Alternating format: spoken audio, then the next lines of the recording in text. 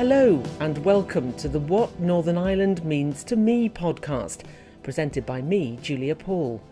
This series has been produced by Shared Future News to mark the centenary of Northern Ireland and is funded by the Heritage Fund on behalf of the Northern Ireland Office. Shared Future News provides information and personal stories on the topics of peace building, reconciliation and diversity to a Northern Ireland audience and beyond. In this episode, we meet Charmain Jones, who's a community relations professional focusing on the development of rural communities, to hear what Northern Ireland means to her.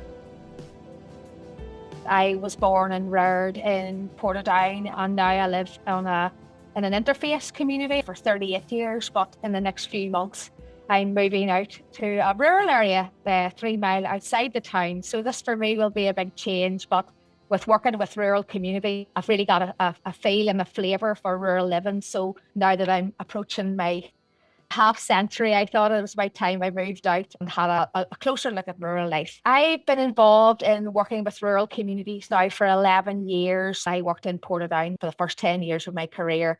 And then the opportunity for the Community Relations Officer position came up in RCN in 2010. And I thought, well, I've done 10 years on interface work and inner city work and inner town work. So now it's maybe time to have a go and work with rural communities.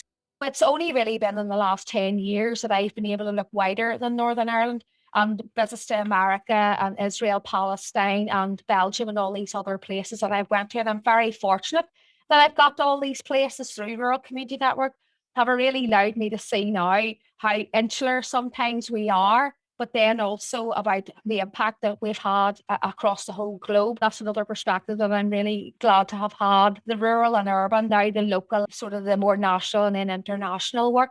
But the one thing I have learned working through rural communities is that rural communities really have a strong sense of place. I learned very early on about the importance of townlands and how people, even in terms of parishes, are so proud of the local area. They're so proud of the resources and the assets that they have.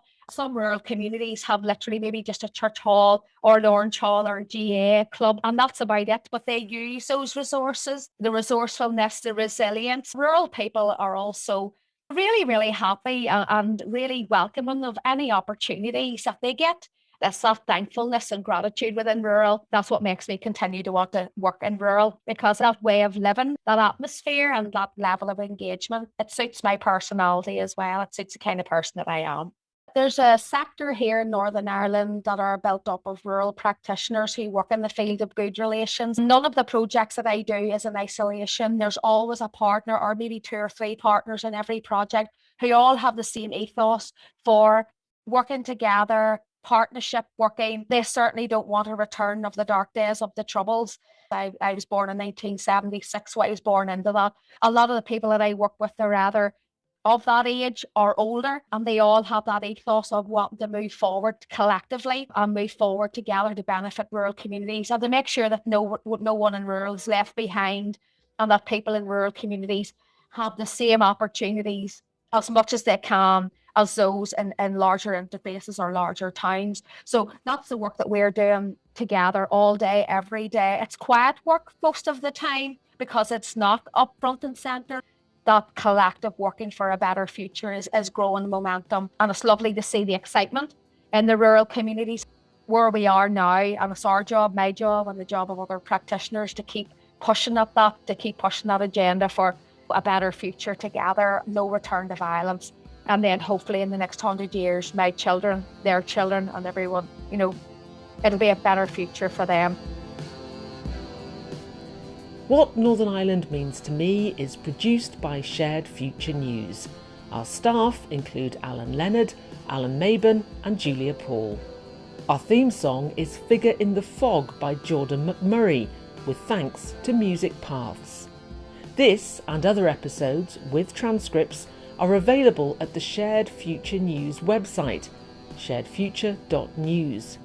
You can also follow us on Facebook at Shared Future News and Twitter at Shared Future. If you would like to suggest someone for a future episode of What Northern Ireland Means to Me, please email us at editor@sharedfuture.news. Thanks for listening.